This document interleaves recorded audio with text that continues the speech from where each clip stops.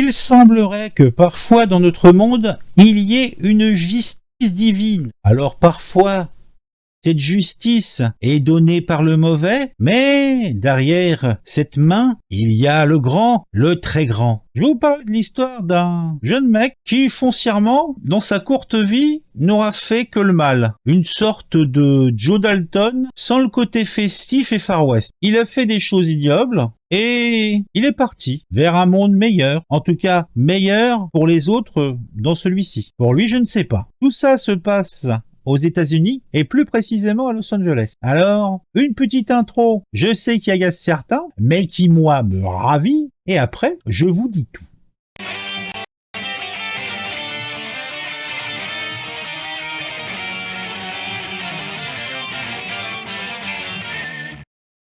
Alors je doute que ce jeune homme soit pleuré par énormément de monde.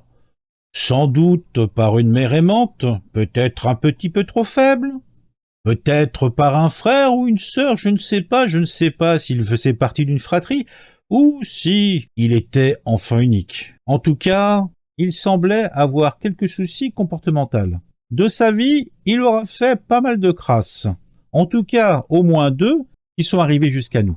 Déjà, on en avait parlé même en France, il y a quelque temps déjà, un jeune automobiliste, c'est de lui dont nous parlons, avait percuté une maman qui marchait tranquillement avec son landau dans une rue étroite, certes large pour une voiture, et une voiture en sens unique. Et ce jeune homme, qui devait avoir 17 ans au moment des faits, roulait dedans à contresens, et quand il est arrivé en vue de la mer et de son petit landau, il les a chopés au passage, tranquillement. Et puis il s'est pas arrêté, non, il a continué. Et comme c'était, je vous l'ai dit, une rue en sens unique, il a été s'emboutir dans une bagnole qui arrivait en face. J'ai pas souhaité mettre la vidéo dans la mienne, justement, mais si vous souhaitez voir les caméras de sécurité qui ont tout enregistré, heureusement, ça s'est bien fini pour la maman et pour le petit poupon. Mais en tout cas, les images sont présentes dans l'article que j'utilise pour établir cette vidéo. Et dedans, vous avez la vidéo justement en question, où vous pourrez voir le carambolage entre les 2 véhicules et puis le fauchage de la maman. Donc, il y a eu plus de peur que de mal, heureusement. Mais franchement, à voir, ça a l'air tout à fait intentionnel. Ils déboîtent pour aller les faucher. Pour moi, c'est caractérisé. Mais, comme je l'ai dit, ce n'est pas le premier coup de ce jeune marmot trop vite arraché à l'amour des siens. Ce jeune homme avait 17 ans et était originaire de Los Angeles. Comme je l'ai dit, il avait renversé maman et bébé qui se baladaient tranquillement en 2021 dans sa petite poussette. Il se trouve que ce monsieur qui s'appelle Christopher Baca avait plaidé coupable pour le délit de fuite l'année dernière. Et comme récompense, il n'avait reçu que quelques mois de camp de redressement. Oui, il avait 17 ans à l'époque, donc c'était pas la grosse prison pour lui. Il n'avait pas eu de condamnation a priori particulièrement importante avant. Quoique, laissez-moi en douter quand on vous parlera un petit peu plus tard du cursus du bonhomme. En tout cas, il se trouve que mercredi soir, il rentrait chez lui, parce qu'il avait passé quelques mois en tôle, et une voiture s'est arrêtée à côté de lui et une dispute a commencé. Que faut-il en penser? Peut-être une nouvelle histoire ourdie par ce jeune homme a mal tourné, soit c'est quelqu'un, vous savez, on est aux États-Unis, donc on va dire que la justice individuelle y a encore quelques enthousiastes.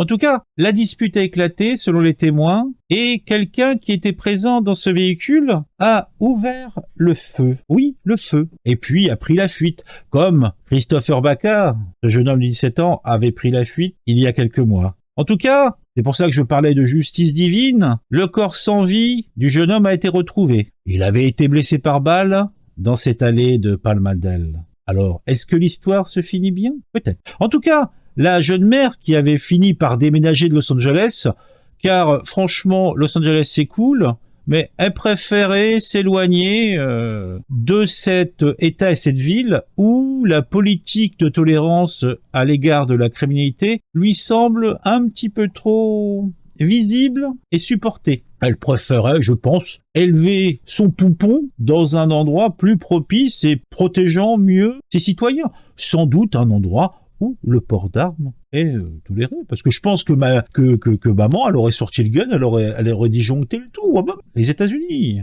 autre ambiance, autre style. En tout cas, c'est ce qu'elle avait déclaré à Fox News. Mais elle disait également qu'elle était à la fois soulagée qu'un tel individu ait disparu, puisse recommencer des actes pendables et répréhensibles comme celui qu'il avait fait, mais également, elle était un petit peu triste par cette nouvelle. En tout cas, elle déclarait « L'univers a rendu la justice que nous n'avons pas obtenue au tribunal, mais une punition beaucoup plus sévère que celle qui lui aurait été infligée dans un tribunal », a-t-elle ajouté. Donc, est-ce qu'il n'aurait pas dû passer plus de temps en prison? Est-ce qu'il avait énervé d'autres personnes?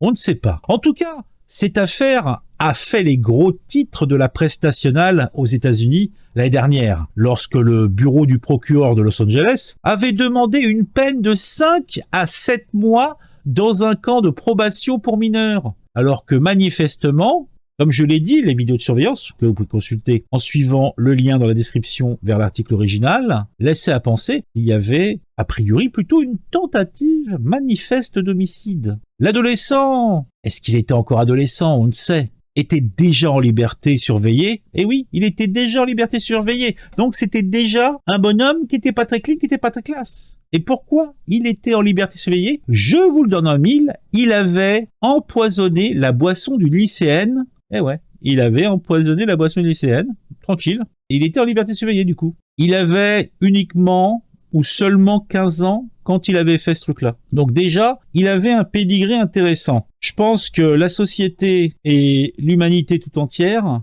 c'est peut-être dur à dire, dur à entendre, mais à titre personnel, je pense que la société se portera bien mieux sans cet individu. En tout cas, vous pourrez voir la vidéo qui montre le véhicule volé.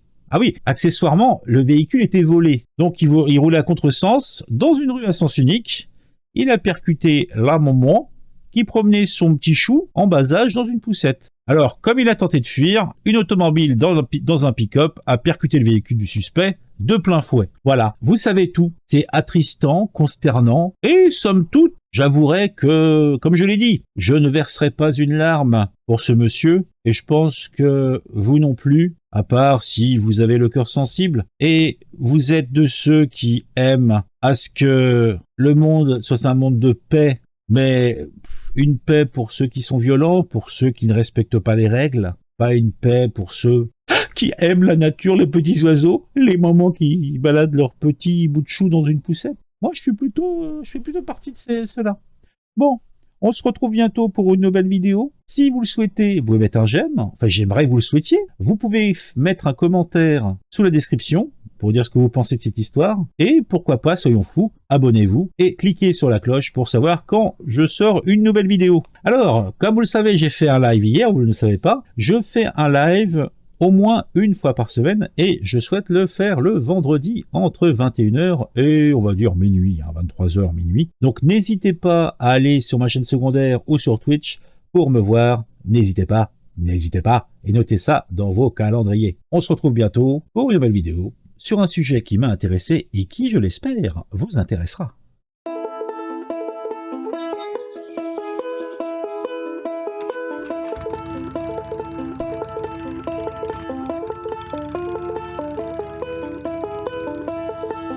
Il portait des culottes, des bottes de moto, un blouson de cuir noir avec un aigle sur le dos. Sa moto qui partait comme un boulet de canon semait la terreur dans toute la région. Jamais il ne se lavait, jamais il ne se coiffait, les ongles pleins de cambouis, mais sur le biceps il avait un tatouage avec un cœur bleu sur la peau blême. Et juste à l'intérieur on lisait maman je t'aime. Il avait une petite amie du nom de Marilou. On la prenait en pitié, une enfant de son âge, car tout le monde savait bien qu'il aimait entre tout sa chienne de moto bien davantage. Il portait des culottes, des bottes de moto, un blouson de cuir noir avec un aigle sur le dos. Sa moto qui partait comme un boulet de canon semait la terreur dans toute la région. Marilou, la pauvre fille, que l'implora, le supplia. Dis ne pars pas ce soir, je vais pleurer si tu t'en vas. Mais ces mots furent perdus, ces larmes pareillement, dans le bruit de la machine et du tuyau d'échappement. Il bondit comme un diable avec des flammes dans les yeux. Au passage à niveau, ce fut comme un éclair de feu contre une locomotive qui filait vers le midi. Et quand on débarrassa les débris, on trouva sa culotte, ses bottes de moto, son blouson de cuir noir avec un aigle sur le dos. Mais plus rien de la moto et plus rien de ce démon qui semait la terreur